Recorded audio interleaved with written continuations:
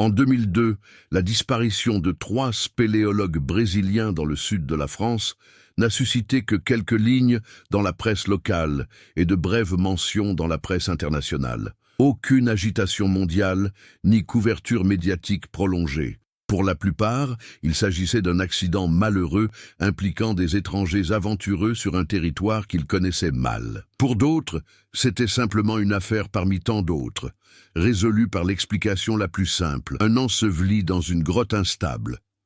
Tous 3 étaient arrivés en Ardèche au début du printemps. Originaires du Brésil, ils portaient leur propre matériel, de vieilles cartes et une autorisation générale pour des études géologiques indépendantes. Officiellement, leur objectif était de recenser des formations calcaires peu explorées. Officieusement, ils savaient que la région recelait des réseaux souterrains ignorés des relevés modernes, des tunnels qui n'apparaissaient ni sur les cartes touristiques ni dans les rapports scientifiques récents. Le village le plus proche, Saint-Laurent-de-Chabreuil, était trop petit pour avoir une quelconque importance, un lieu où le temps semblait s'écouler à un autre rythme. Les habitants vivaient de l'agriculture, d'un tourisme discret et d'une relation paisible avec la terre. Les grottes n'étaient pas une attraction touristique, elles faisaient partie intégrante du quotidien, respectées avec un mélange de pragmatisme et de superstition. Lorsque les Brésiliens arrivèrent, ils furent observés avec une curiosité distante. Les étrangers ne faisaient que passer. Rares étaient ceux qui s'attardaient. Au début, on voyait les spéléologues emprunter des sentiers près du lit asséché d'une rivière saisonnière.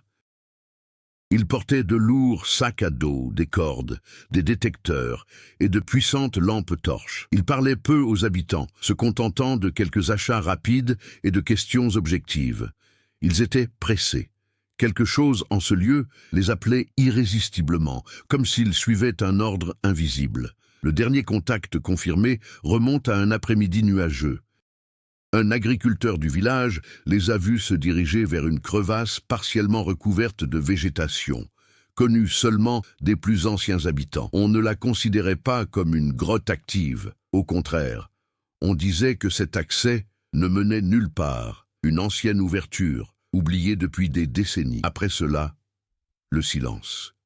N'étant pas revenus dans les délais prévus, les autorités françaises ont lancé les recherches habituelles. Des équipes locales ont cartographié les grottes connues, utilisé des chiens de recherche et analysé les zones à risque d'effondrement.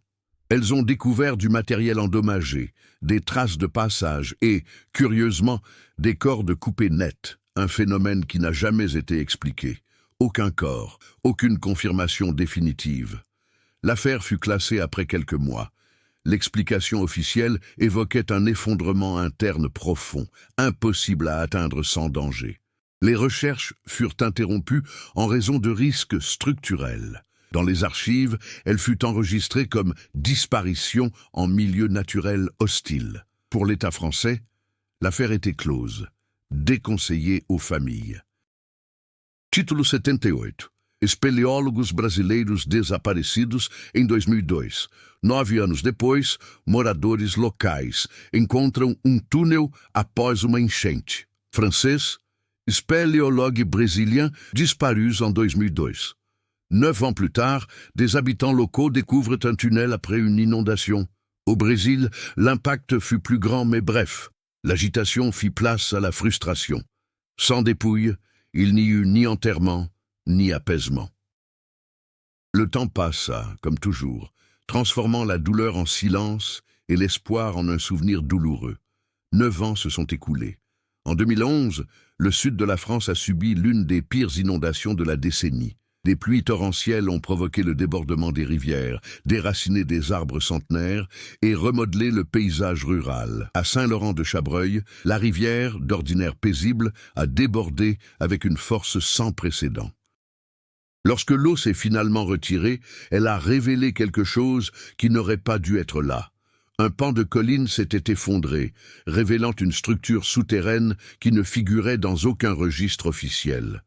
Il ne s'agissait pas d'une grotte naturelle ordinaire. Les parois visibles présentaient des marques régulières, des angles trop marqués pour être uniquement le fruit de l'érosion. Un tunnel. Les habitants furent les premiers à comprendre que cela n'avait aucun sens. Certains se souvenaient vaguement de vieilles histoires, chuchotées par leurs grands-parents, à propos de passages fermés pour une bonne raison. Des histoires qui n'avaient jamais été consignées dans des livres ni sur des cartes. À l'intérieur du tunnel, dès les premiers mètres, ils ont trouvé des signes évidents d'une présence humaine récente ou relativement récente. Des fragments d'équipements modernes, des tissus synthétiques collés à la roche et des inscriptions en portugais gravées à la hâte sur la paroi calcaire. Cette découverte a ravivé tout ce qui avait été enterré avec l'affaire de 2002. Les autorités sont revenues, la presse est revenue. Et pour la première fois, quelqu'un a posé la question qui n'avait jamais été formulée officiellement auparavant.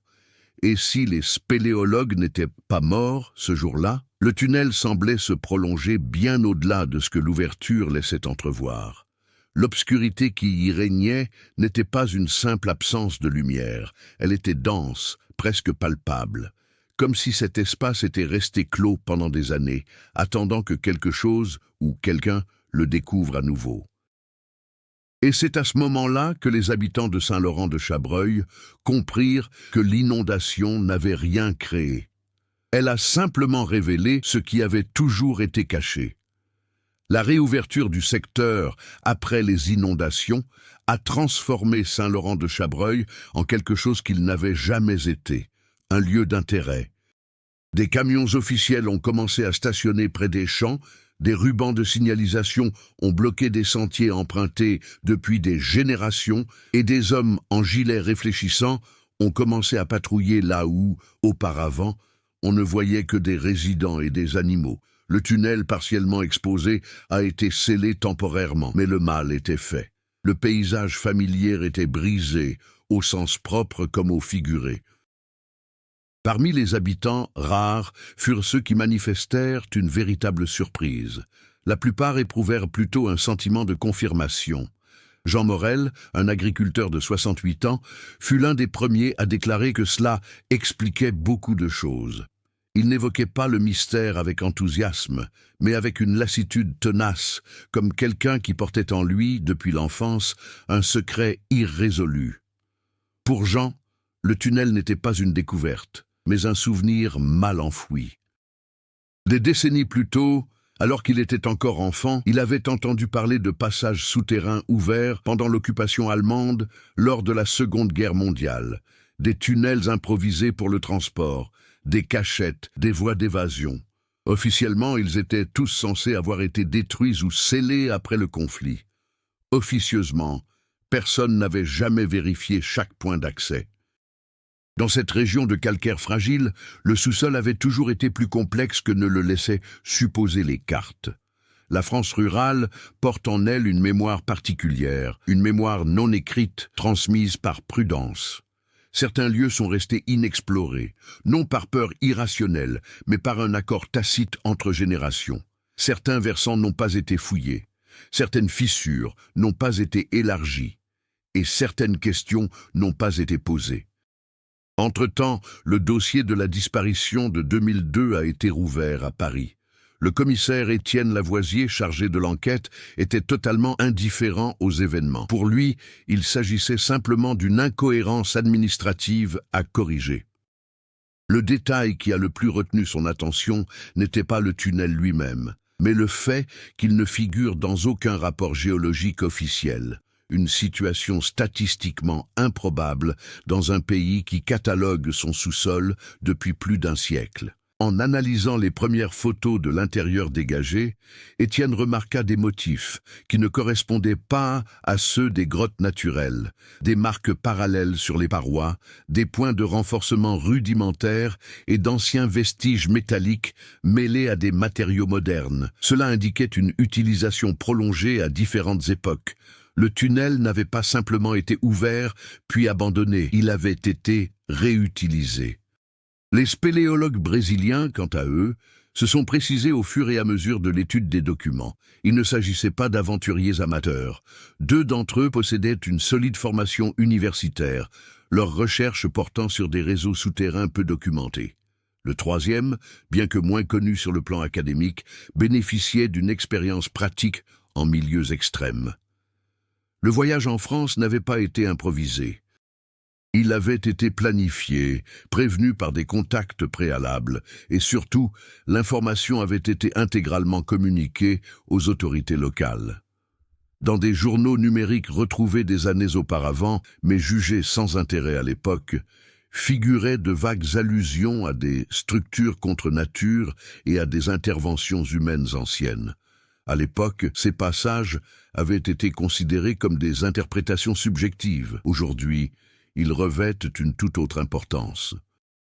Parmi les personnages secondaires qui se sont particulièrement distingués, on retrouve Claire Dumas, historienne locale, spécialiste de l'histoire régionale et de l'occupation pendant la guerre.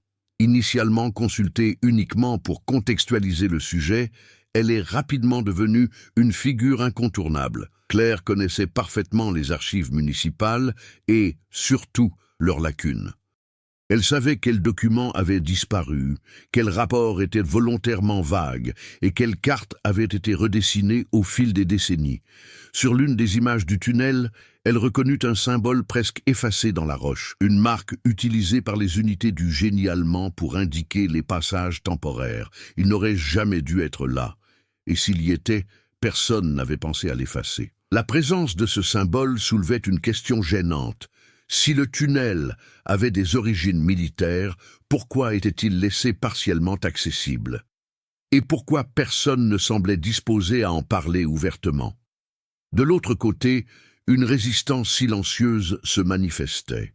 Certains habitants commencèrent à éviter le quartier, d'autres refusèrent de témoigner officiellement. Il n'y avait pas d'hostilité ouverte, mais un net repli. La réouverture du passé menaçait un équilibre fondé sur un oubli de faits. Culturellement, le rapport des Français à la mémoire historique est ambigu. Les événements majeurs sont abondamment documentés, les détails gênants, beaucoup moins. C'est particulièrement vrai dans les petites régions où la survie impliquait souvent l'adaptation et le silence. L'exploration partielle du tunnel par les équipes techniques a permis de découvrir de nouveaux éléments, des traces de passages récentes, des restes d'aliments transformés et des fragments de vêtements ne correspondant à aucun travailleur local connu. Ces éléments indiquaient que le lieu avait été fréquenté après 2002, peut-être même pendant des années. L'idée que les spéléologues n'étaient pas simplement victimes d'un accident commença à se concrétiser. Quelqu'un ou quelque chose avait utilisé ce tunnel après la disparition, et quelqu'un avait veillé à ce que cela ne figure pas dans les registres officiels.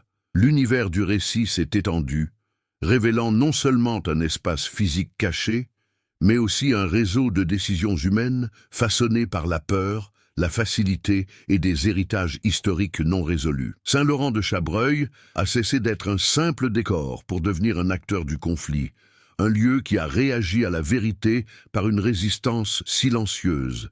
Et sous terre, le tunnel subsistait, reliant non seulement des points géographiques, mais aussi des décennies de négligence. La réouverture partielle du tunnel a modifié la nature de l'enquête. Jusque-là, il s'agissait d'une vieille affaire, relancée par une découverte inattendue.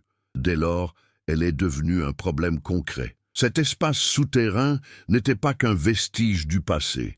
C'était un lieu qui continuait d'être utilisé au mépris des protocoles, des archives et des autorités.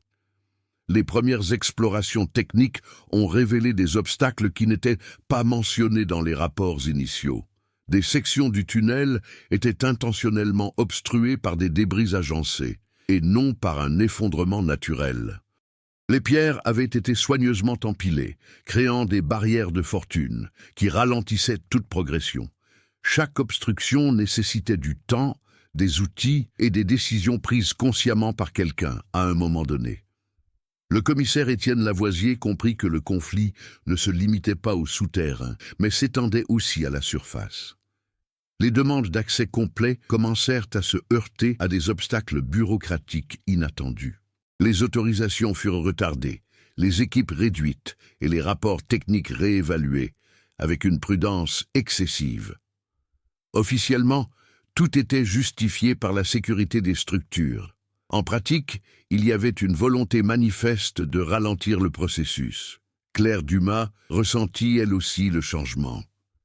Des invitations à consulter les archives furent annulées à la dernière minute, et les documents qu'elle avait demandés étaient tout simplement introuvables. La résistance ne venait pas d'une seule institution, mais d'un ensemble diffus de petites décisions, presque imperceptibles, qui, ensemble, formaient un blocage constant. Quelqu'un préférait que le tunnel reste en partie inconnu. Entre-temps, de nouvelles informations concernant les spéléologues brésiliens ont émergé. Apprenant la découverte, des membres de leur famille ont contacté les autorités françaises et la presse. Ils ont rapporté qu'avant leur expédition, les chercheurs avaient exprimé des inquiétudes quant à l'intervention humaine dans les grottes anciennes. L'un d'eux avait mentionné, lors d'une conversation enregistrée, que tous les tunnels abandonnés ne le sont pas vraiment. Ces témoignages ont ajouté une dimension inquiétante au conflit. Si les spéléologues soupçonnaient que l'espace était réutilisé, leur présence aurait pu être perçue comme une menace, non seulement pour le secret du tunnel, mais aussi pour ce qu'il protégeait de plus important.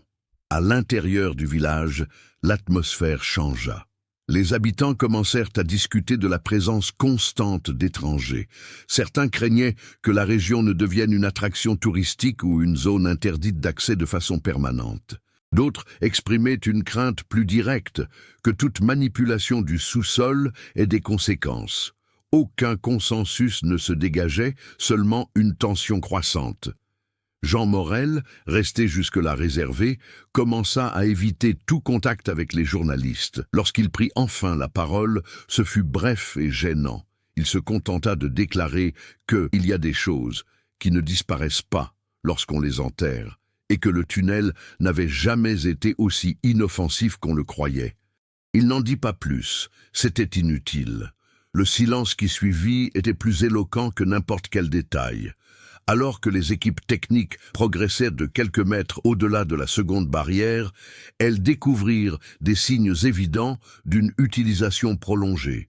Des niches creusées, des restes de vieilles bougies mêlés à des fragments de lanternes modernes et des empreintes de chaussures datant de différentes époques. Il ne s'agissait pas d'un passage occasionnel, mais d'une utilisation continue. Le conflit s'est envenimé lorsqu'une analyse de sol a révélé un élément inattendu, des traces de produits chimiques utilisés pour la conservation des aliments et des médicaments, des produits courants dans les environnements de confinement prolongé. Ceci a soulevé une hypothèse troublante. Le tunnel aurait servi non seulement de voie de passage, mais aussi d'abri. Si cette hypothèse se confirmait, tout changerait. Il ne s'agirait plus d'expliquer une disparition, mais d'admettre que des personnes auraient pu vivre là pendant de longues périodes, sans que cela soit consigné dans les registres officiels. Et, si cela s'était produit après 2002, une question inévitable se poserait. Qui étaient ces personnes? La pression extérieure s'est accrue. La presse internationale a commencé à associer l'affaire à des omissions historiques et à d'éventuelles dissimulations.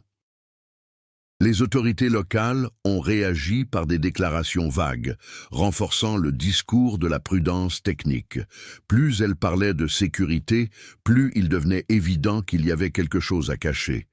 Au sein des équipes, la tension émotionnelle s'est intensifiée. Les entraîneurs ont déclaré se sentir constamment observés, comme si leurs actions étaient surveillées au-delà des protocoles officiels. Il n'y a pas eu de menace directe, mais les décisions ont été remises en question, les rapports révisés et les horaires modifiés sans explication claire. Le conflit n'opposait plus seulement le passé au présent, mais aussi la vérité à l'opportunisme. Chaque avancée dans le tunnel entraînait un recul institutionnel en surface. Chaque découverte nécessitait des négociations sans rapport avec la géologie. Et au milieu de tout cela, l'élément le plus déstabilisant est apparu. Dans une chambre latérale partiellement inondée, un objet identifié au Brésil a été trouvé, miraculeusement conservé. Ce n'était pas un corps, ce n'était pas un os. Il s'agissait d'un balisage utilisé exclusivement par les spéléologues professionnels, placé pour indiquer un chemin sûr. Ce modèle précis n'était plus en circulation depuis des années avant 2002. Cela signifiait une chose, Quelqu'un avait vécu là assez longtemps pour avoir marqué le chemin. Le conflit avait atteint un nouveau niveau. La question n'était plus de savoir si les Brésiliens avaient survécu à l'accident initial, mais pour combien de temps et pourquoi personne ne le savait. Et plus important encore, qui d'autre était au courant? Alors que le tunnel attirait l'attention des autorités, d'autres aspects de l'histoire commencèrent à se dévoiler, s'entremêlant inévitablement au conflit principal. Rien n'y était isolé. Chaque décision prise semblait raviver d'anciens souvenirs, révélant des conséquences qui dépassaient la simple disparition des spéléologues. L'une des intrigues secondaires les plus subtiles concernait la transformation silencieuse du village au fil des décennies. Saint-Laurent-de-Chabreuil n'était pas simplement un lieu oublié du progrès. C'était un espace façonné par des choix délibérés de rester à l'écart des projecteurs. Pendant la Seconde Guerre mondiale, la région servit de zone de transit pour divers groupes, résistants, collaborateurs, contrebandiers. Après le conflit, le retour à la normale exigea des pactes informels. Le silence en était un. Certains tunnels, officiellement scellés, restaient accessibles aux habitants qui connaissaient le terrain mieux que n'importe quel ingénieur. Non par malveillance, mais par commodité. Des passages souterrains permettaient de traverser les zones inondées, d'entreposer des marchandises ou tout simplement d'éviter les routes gardées en période d'instabilité. Au fil des ans, ces pratiques se sont raréfiées, sans toutefois disparaître complètement. Une autre intrigue se tramait au sein même des institutions. Le commissaire Étienne Lavoisier commença à comprendre que certaines résistances ne provenaient pas seulement des autorités locales, mais aussi des échelons administratifs supérieurs. Des documents demandés à Paris étaient retournés expurgés. Les dates ne concordaient pas. D'anciens rapports présentaient des versions ultérieures non signées. Un discours officiel était maintenu par inertie ou par commodité. Parallèlement, Claire Dumas était confrontée à son propre dilemme. En approfondissant ses recherches historiques, elle découvrit que son grand-père avait participé à l'administration locale après la guerre. Son nom figurait dans des procès-verbaux relatifs à la fermeture de structures souterraines non stratégiques. La terminologie était vague, mais la coïncidence était troublante. L'histoire qu'elle avait étudiée à l'université touchait désormais directement à ses propres origines. Cette révélation ne la dissuada pas de poursuivre l'enquête. Au contraire, elle lui donna un caractère plus urgent. Claire commença à interroger les habitants les plus âgés avec des questions précises, évitant les généralités.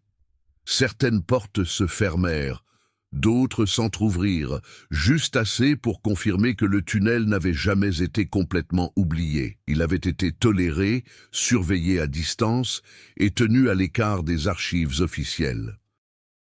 Entre-temps, la pression du temps s'intensifiait. Les pluies qui avaient révélé le tunnel n'avaient pas complètement cessé. Les météorologues annonçaient de nouvelles averses intenses. Tout progrès souterrain devait être réalisé avant que l'accès ne soit à nouveau compromis ou détruit par les mesures de confinement d'urgence. Il ne restait qu'une courte fenêtre d'opportunité pour découvrir ce que cet espace recelait. Cette contrainte de temps a exacerbé les conflits internes au sein des équipes. Certains préconisaient un arrêt immédiat des fouilles, invoquant un risque structurel réel. D'autres y voyaient un prétexte de plus pour mettre fin aux investigations avant qu'elles ne soient trop avancées. Chaque réunion se transformait en un champ de bataille entre prudence technique et urgence morale. Un autre aspect, moins visible mais tout aussi important, concernait la presse indépendante. Des journalistes couvrant l'affaire en dehors des grands médias ont commencé à mettre au jour des liens entre le tunnel et des réseaux de trafic informel au cours des années 1990 et au début des années 2000. Il ne s'agissait pas de crimes organisés classiques, mais plutôt d'activités menées en marge de la loi. Transport illégal, stockage irrégulier et utilisation non déclarée d'espaces publics souterrains. Cette possibilité introduisait un nouvel élément dans le conflit principal. Si le tunnel était utilisé par des tiers en 2002, les spéléologues auraient pu croiser des personnes ayant un intérêt direct à ce que cet espace reste secret. Une intention homicide initiale n'aurait pas été nécessaire. La crainte d'être découvert aurait suffi. Sur le plan humain, les familles des disparus commençaient à se diviser. Certaines conservaient un espoir prudent, tandis que d'autres préféraient ne pas rouvrir de vieilles blessures. L'absence de réponse pendant près d'une décennie avait engendré des mécanismes de défense difficiles à percer. Chaque nouvelle découverte les obligeait à se replonger dans une douleur jamais apaisée. À l'intérieur du tunnel, une découverte en apparence anodine ajouta une complexité inattendue. Des traces d'aménagement improvisés, comme des aires de repos aménagées et des points de collecte d'eau. Cela témoignait d'une planification de survie élémentaire et non d'un simple lieu de passage. Ces marques ne dataient pas d'une seule époque. L'espace avait été occupé de façon cyclique. Ces intrigues secondaires ont convergé vers une conclusion troublante. La disparition de 2002 n'était pas un événement isolé, mais faisait partie d'une dynamique plus large, entretenue par le silence collectif, la commodité institutionnelle et l'utilisation informelle du sous-sol pendant des décennies. Le tunnel n'était pas qu'un simple décor caché. C'était un lien entre des histoires qui n'auraient jamais dû se croiser et qui désormais, sous la pression du temps et de la révélation des faits, commençaient à se heurter. Le tournant ne résulta pas d'un grand événement narratif, ni d'une révélation publique immédiate. Il émergea d'un élément bien plus troublant, la confirmation silencieuse que le tunnel n'était pas un simple vestige réutilisé, mais un espace délibérément maintenu en état de fonctionnement au fil des ans. Lors d'une exploration plus approfondie, autorisée en urgence avant l'arrivée d'un nouveau front pluvieux, l'équipe technique a atteint une section qui n'apparaissait dans aucune estimation initiale de longueur. Le tunnel s'élargissait progressivement, révélant une galerie renforcée par d'anciennes structures métalliques, encore robustes. Il ne s'agissait pas d'une construction improvisée. C'était une méthode, des calculs et une volonté de pérennité. C'est à ce moment-là que l'enquête a changé de direction. Sur l'une des parois latérales, à l'abri de l'humidité directe, une série de marques gravées à intervalles réguliers était visible. Au premier abord, il s'agissait de simples rayures désordonnées. Un examen plus approfondi a révélé une chronologie, des dates, incomplètes, certes, mais reconnaissables. La plus récente correspondait à une période postérieure à 2002. Cela a dissipé tout doute restant. Quelqu'un était passé par là, après la disparition des spéléologues. La réaction ne se manifesta pas par des discours, mais par un silence abrupt. Le commissaire Étienne Lavoisier interrompit les fouilles le jour même, ordonnant l'isolement immédiat de la galerie. Officiellement, il invoqua une instabilité structurelle. Officieusement, la décision provoqua des tensions avec une partie de l'équipe qui comprenait qu'il s'agissait de la seule véritable opportunité de poursuivre les travaux avant les pluies. Claire Dumas fut convoquée d'urgence pour analyser les inscriptions, les reconnaissant comme des tentatives rudimentaires de mesure du temps, chose courante dans les environnements confinés. Elle comprit la gravité de la situation. Il ne s'agissait pas simplement de survivre occasionnellement, mais de résister durablement à l'invisibilité. L'événement qui a marqué un tournant décisif s'est produit quelques heures plus tard, presque par hasard. Un technicien, en examinant d'anciennes images thermiques prises par des drones lors des recherches de 2002, a identifié une anomalie qui avait été ignorée jusque-là. Un point chaud, persistant, trop profond pour être attribué à une activité de surface et trop constant pour être d'origine naturelle. À ce moment-là, il n'existait aucune technologie ni aucun contexte permettant de l'interpréter. Désormais, c'était possible. L'emplacement de l'anomalie coïncidait avec celui de la nouvelle galerie. Cette découverte a bouleversé le récit officiel. Les recherches de 2002 n'avaient pas échoué par manque d'efforts, mais à cause d'une combinaison de limitations techniques et d'hypothèses erronées. On supposait que personne ne pouvait y survivre longtemps. On supposait que le tunnel était sans importance. On a fait trop de suppositions. Cette révélation eut un impact humain immédiat. Les familles des spéléologues furent informées en privé. Aucune promesse ne fut faite, seulement la reconnaissance que des hypothèses auparavant écartées étaient désormais plausibles. L'effet fut dévastateur et, simultanément, mobilisateur. La douleur ancienne prit une nouvelle forme, non plus celle d'une perte définitive, mais celle d'une possibilité refusée. Au sein des institutions, ce tournant a engendré des tensions manifestes. Les autorités régionales ont exigé la discrétion quant à l'information. On craignait des répercussions juridiques, politiques et symboliques. Admettre que des personnes aient pu survivre un certain temps et que cela n'ait pas été découvert remettait en question des décisions prises des années auparavant. Mais l'élément le plus inattendu restait à venir. Lors du prélèvement contrôlé de sédiments dans une chambre adjacente, un objet scellé dans un emballage plastique résistant et protégé de l'humidité a été découvert. À l'intérieur se trouvait un petit enregistreur analogique, endommagé mais non détruit. Le modèle était compatible avec le matériel utilisé au début des années 2000 pour les enregistrements de terrain. Le contenu n'était pas immédiatement accessible, mais sa simple existence changeait tout. Il ne s'agissait pas d'une trace passive, mais d'une tentative active de laisser une trace. Un message pour quelqu'un qui, peut-être, n'est jamais arrivé. Le tunnel cessa d'être un simple espace physique et devint le théâtre d'une intention humaine manifeste. Quelqu'un voulait être retrouvé. Quelqu'un croyait que le temps n'effacerait pas tout. Les réactions émotionnelles étaient contenues, mais profondes. Point de célébration, seulement un poids collectif. L'enquête avait franchi un point de non-retour. Il n'était plus possible de revenir au récit rassurant d'un accident inévitable. À partir de ce moment, chaque décision avait une implication morale directe. Continuer revenait à exposer les erreurs du passé. S'arrêter revenait à confirmer un silence prolongé. Le tournant n'a pas seulement été la découverte de nouvelles preuves. Il s'est agi d'un changement de perspective radical. La disparition de 2002 a cessé d'être un événement clos pour devenir une histoire brutalement interrompue. Et maintenant, il fallait trouver une solution. La découverte de l'enregistreur n'a pas suscité de réaction immédiate à l'extérieur. Aucune conférence de presse n'a été organisée, aucune déclaration officielle n'a été publiée. La conséquence la plus visible a été le durcissement soudain des protocoles. L'accès au tunnel est devenu strictement contrôlé. Liste nominative, horaires réduits et surveillance constante. Ce lieu qui autrefois éveillait la curiosité inspirait désormais la retenue. En interne, cependant, l'impact fut profond. Techniciens et enquêteurs entreprirent de réexaminer chaque décision prise depuis 2002, non par simple formalité administrative, mais afin de comprendre à quel moment la logique de l'enquête avait dévié. Aucune erreur unique ne put être pointée du doigt.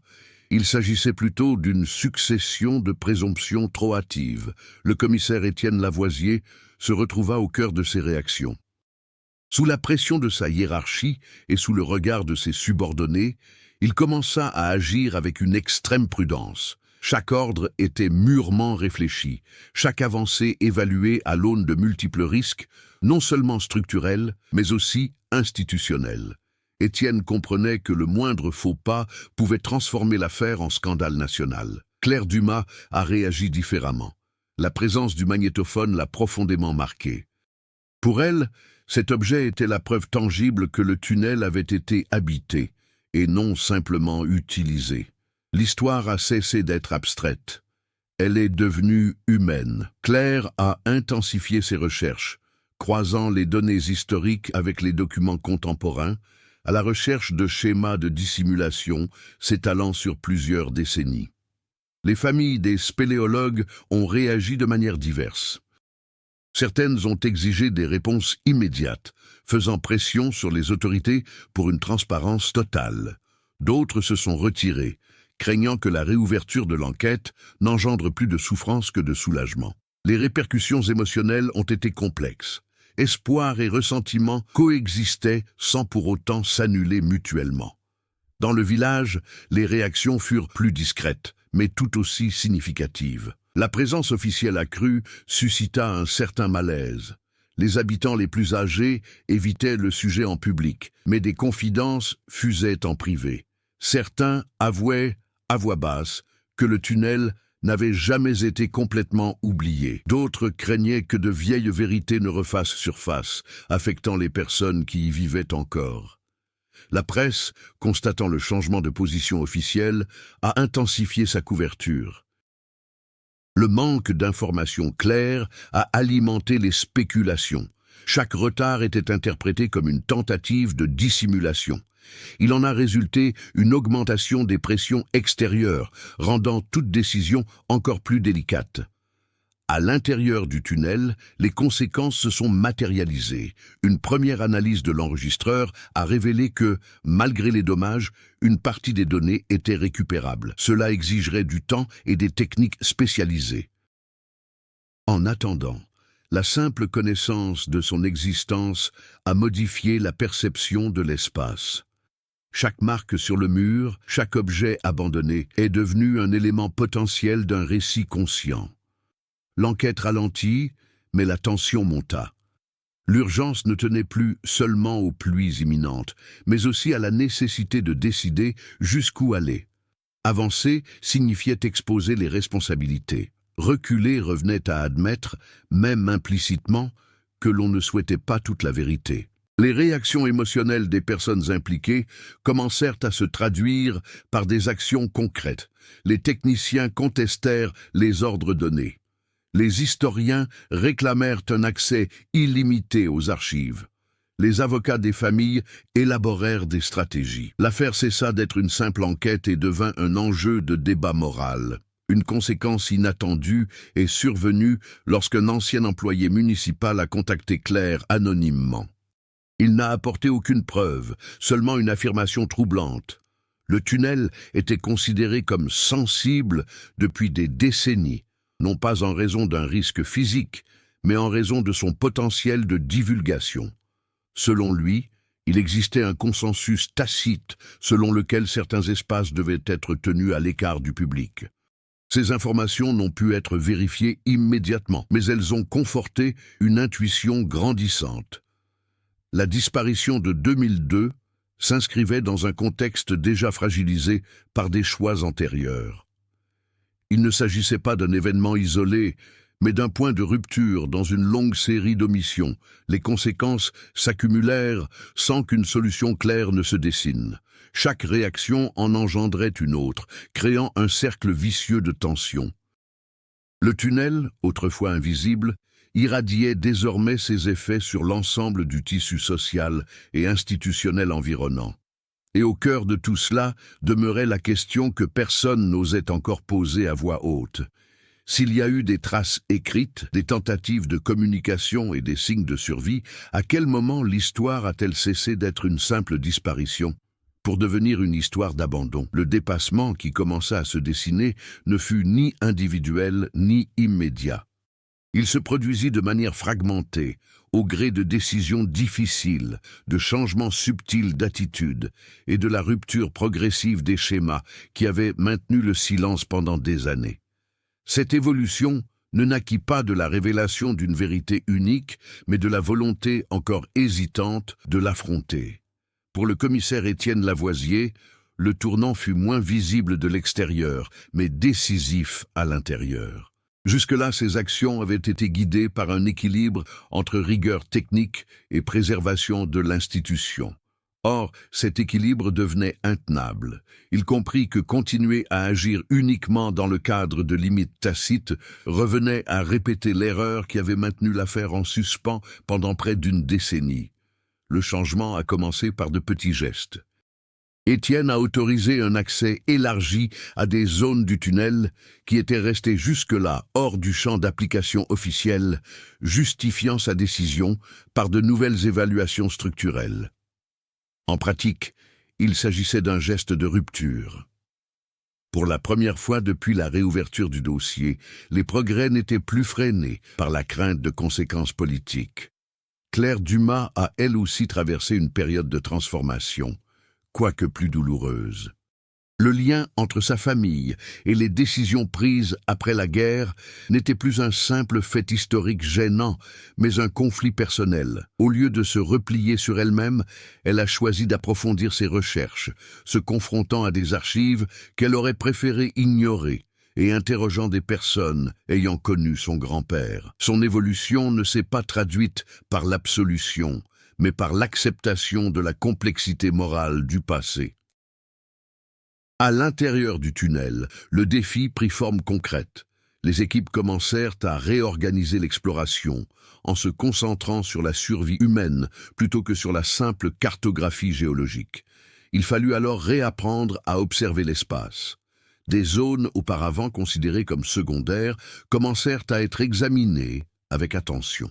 De petits détails, comme les marques d'usure sur les roches ou la disposition des objets, prirent une nouvelle signification.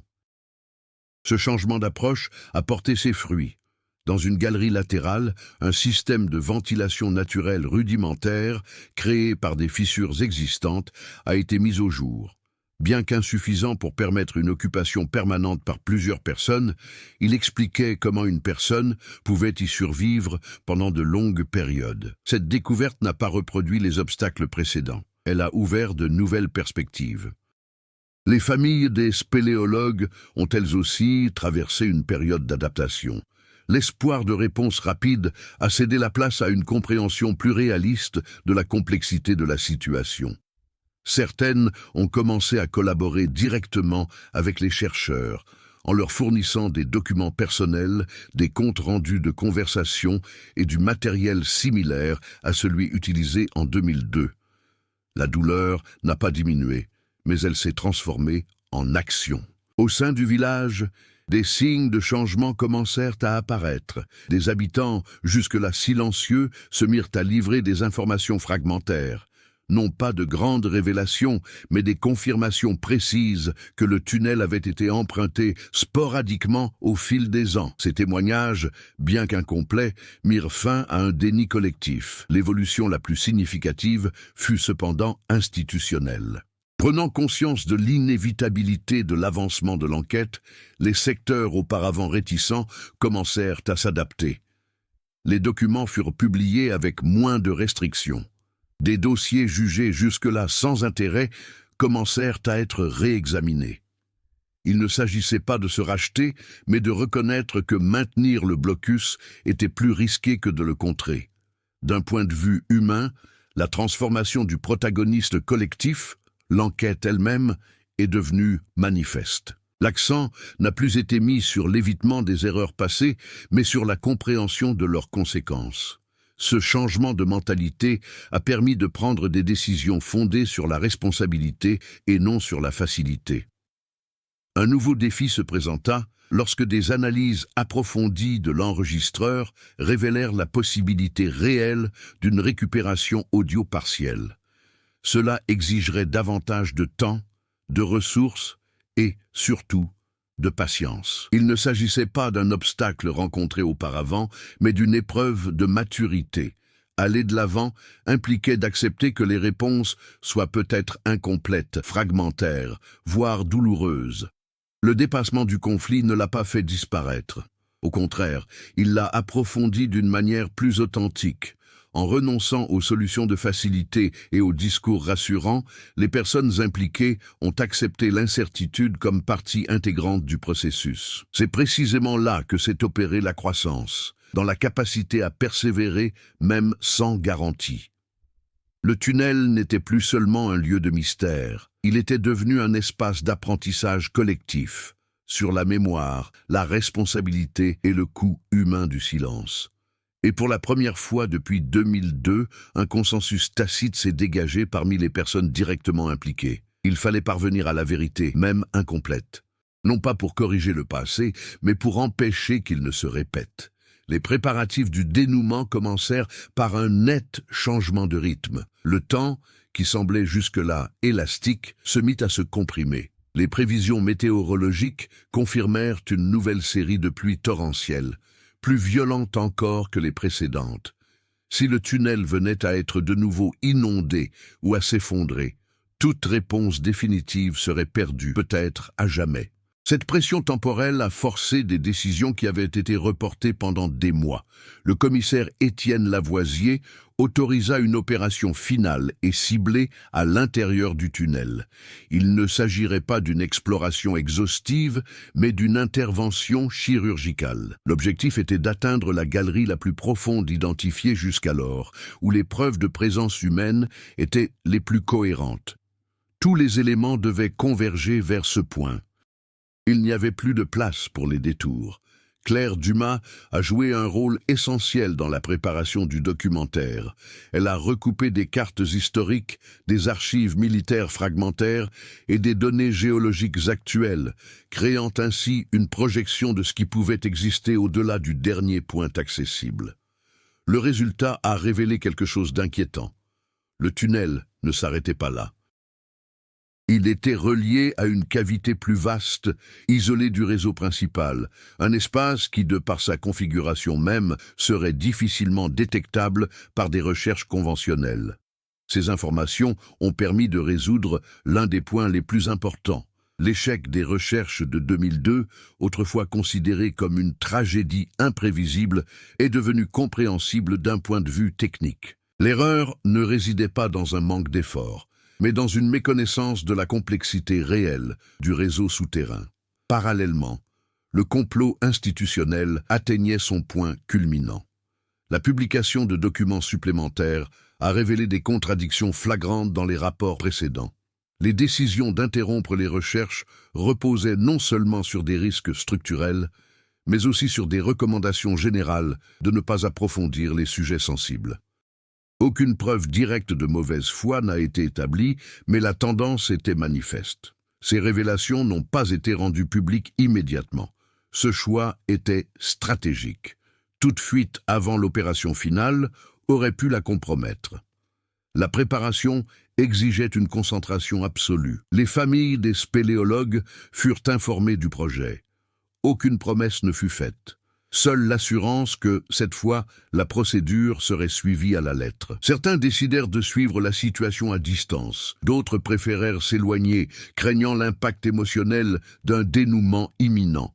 Cette intrigue secondaire était désormais résolue. Chacun gérerait la situation à sa manière.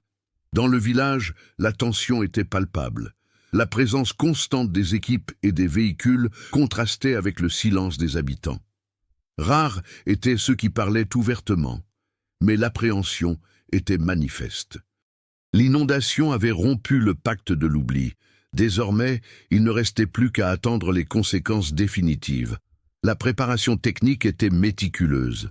Des équipements de surveillance de l'oxygène, des systèmes de communication redondants et des voies d'évacuation avaient été installés. Il ne s'agissait pas seulement de sécurité physique, mais aussi de garantir que rien n'interrompe la collecte de données. Chaque étape avait été planifiée pour éviter toute improvisation, contrairement à ce qui s'était produit en 2002. À l'intérieur du tunnel, les derniers signes confirmaient l'urgence de la situation.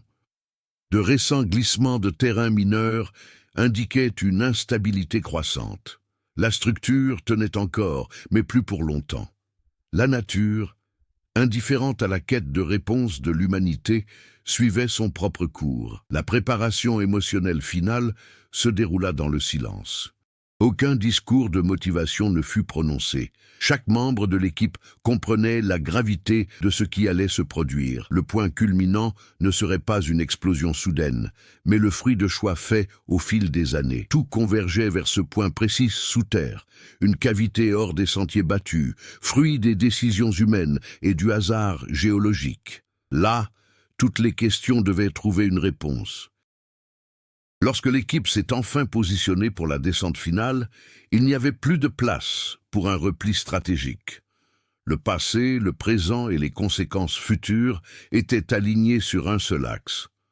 Le point culminant approchait, non pas comme une promesse de rédemption, mais comme une fatalité. La descente finale commença avant l'aube.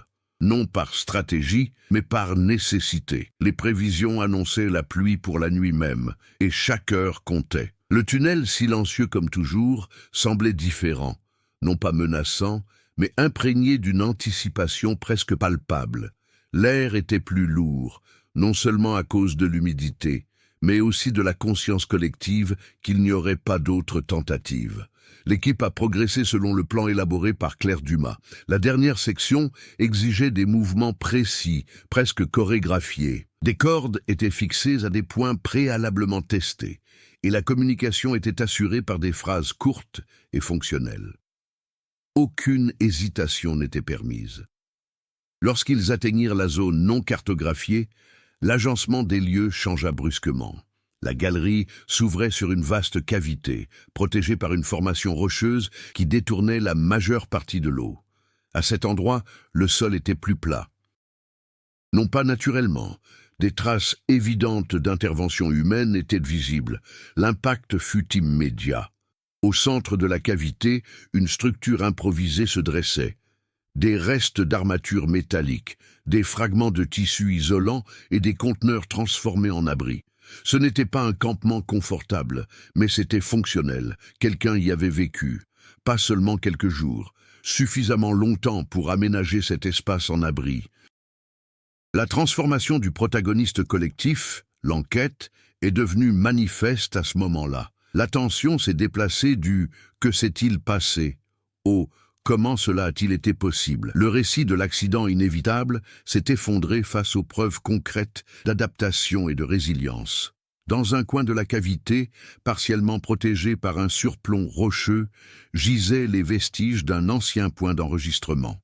L'équipe y a découvert des carnets abîmés, des feuilles volantes préservées par la relative sécheresse ambiante et des marques sur la paroi correspondant à des dates déjà observées. Le temps y avait été compté.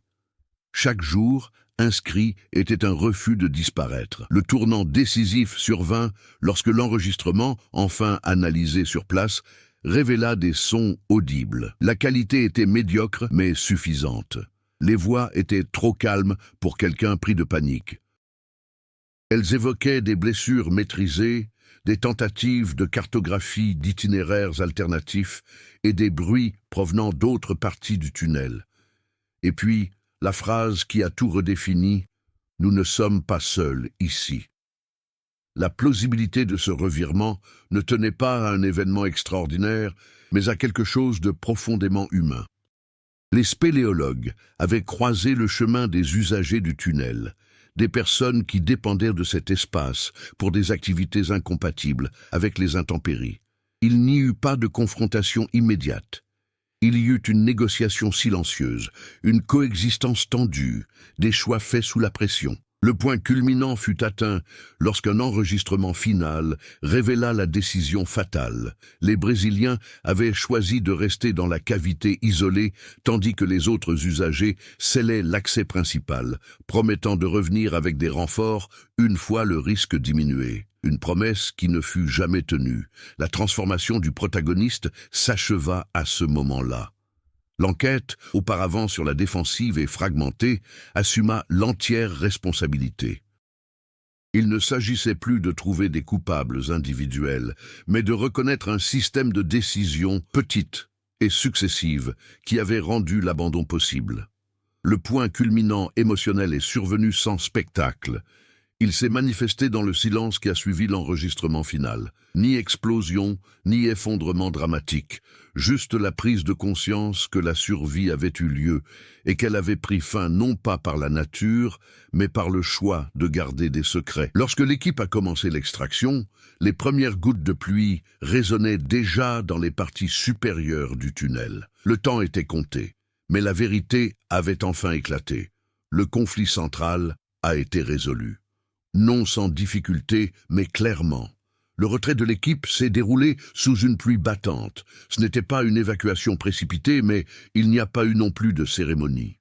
Chaque objet récupéré, chaque document catalogué, portait un poids que personne n'a cherché à exprimer. Le tunnel commençait, une fois de plus, à être reconquis par l'eau et la terre, comme si l'environnement lui-même voulait clore ce chapitre de la manière la plus discrète qui soit. Dehors, le monde semblait indifférent. Champs inondés, routes partiellement bloquées, la vie quotidienne reprenait son cours lent. Pourtant, rien n'était plus comme avant. La vérité n'était plus enfouie sous terre. Les conséquences institutionnelles étaient inévitables. Les rapports finaux reconnaissaient des lacunes manifestes dans les recherches de 2002, non pas dues à une négligence délibérée et isolée, mais à des protocoles insuffisants, à des décisions excessivement prudentes et à une culture administrative réticente à explorer des zones sensibles. L'État français n'a pas immédiatement présenté d'excuses officielles, mais le ton des documents a changé. Pour la première fois, il a été admis que la disparition n'était pas un simple accident géologique. Le commissaire Étienne Lavoisier présenta son rapport final sans circonstances atténuantes. Le texte ne désignait aucun coupable, mais établissait clairement que les choix humains avaient directement contribué au résultat. Ce faisant, Étienne scella son propre destin professionnel. Il ne fut ni sanctionné ni promu. Son évolution s'arrêta là. Il avait privilégié la cohérence à l'instinct de survie. Claire Dumas publia ses conclusions historiques quelques mois plus tard. Son ouvrage, loin d'être accusateur, était dérangeant.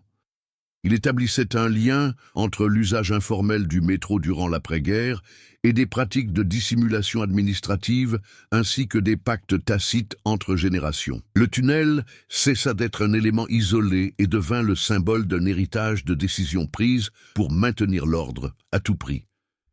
Dans le village, les conséquences furent plus subtiles, mais durables. Saint-Laurent-de-Chabreuil ne devint jamais une destination touristique prisée comme certains le craignaient. Il ne tomba pas non plus complètement dans l'oubli. Des chercheurs, des journalistes et des curieux discrets s'y rendaient de temps à autre. Plus important encore, des conversations inédites s'engagèrent. Le silence ne fut plus automatique. Pour les plus anciens habitants, la conclusion suscita autant de soulagement que d'inquiétude. Certains eurent le sentiment qu'un vieux fardeau avait enfin été mis sur la table. D'autres préférèrent prendre leur distance, conservant la distance qui les avait toujours protégés. Aucune de ces réactions n'était jugée inappropriée. Le récit n'offrait aucun réconfort immédiat. Les familles des spéléologues ont reçu les vestiges retrouvés, accompagnés d'explications détaillées sur ce qui avait pu être reconstitué. Il n'y avait pas de corps à enterrer.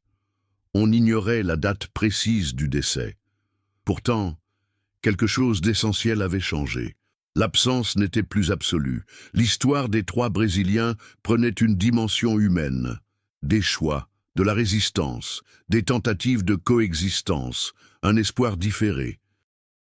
À long terme, cette affaire a engendré des changements subtils mais réels dans les protocoles de recherche souterraine en France. De nouveaux critères ont commencé à prendre en compte les structures non cartographiées et les usages historiques informels. Non pas comme une réaction publique immédiate, mais comme un ajustement technique discret, la forme la plus courante de transformation institutionnelle. Le tunnel, à son tour, fut scellé définitivement. Non par oubli, mais par décision délibérée. Un simple mémorial fut érigé près du site, sans plaques ostentatoires, avec seulement des noms et des dates. Rien n'expliquait toute l'histoire. Quiconque souhaitait la comprendre devait la rechercher. La conclusion n'offrait ni justice complète, ni rédemption collective. Elle offrait quelque chose de plus rare, une cohérence entre passé et présent. Les actes avaient des conséquences. Les choix étaient reconnus. Et le monde de l'histoire a progressé, transformé non par un événement isolé, mais par la reconnaissance, certes tardive, de sa propre responsabilité. La disparition de 2002 n'est plus seulement un vieux mystère. Elle est devenue un rappel concret que le silence, lorsqu'il se prolonge trop longtemps, a aussi un impact et finit par payer un prix. Des années plus tard, rares étaient ceux qui se souvenaient des détails techniques de l'affaire. Le tunnel restait scellé, recouvert d'une végétation qui repoussait sans cesse. Pour ceux qui traversaient la région, rien ne laissait présager la complexité cachée sous terre. Dans une petite université brésilienne, des étudiants en géologie citaient encore la disparition de 2002 comme un exemple extrême des limites entre exploration et responsabilité. Non seulement comme une tragédie, mais aussi comme un avertissement. À Saint-Laurent-de-Chabreuil, certains résidents évitaient le secteur. D'autres passaient en silence, respectueux. Le tunnel n'était plus un secret, son absence était devenue une évidence, et parfois cela suffisait. Les histoires, comme celle-ci, ne s'arrêtent pas à la dernière page, elles continuent de vivre pour ceux qui les entendent. Si ce récit vous a amené à réfléchir sur la mémoire, le silence et la responsabilité, n'hésitez pas à partager votre avis dans les commentaires. Croyez-vous que la vérité finit toujours par éclater, même après des années d'oubli, ou certains secrets restent-ils à jamais enfouis? Si vous souhaitez découvrir d'autres histoires authentiques, intenses et profondément humaines comme celle-ci, abonnez-vous à la chaîne, activez les notifications. Votre soutien permet à ces histoires de continuer à être racontées et à rester gravées dans les mémoires.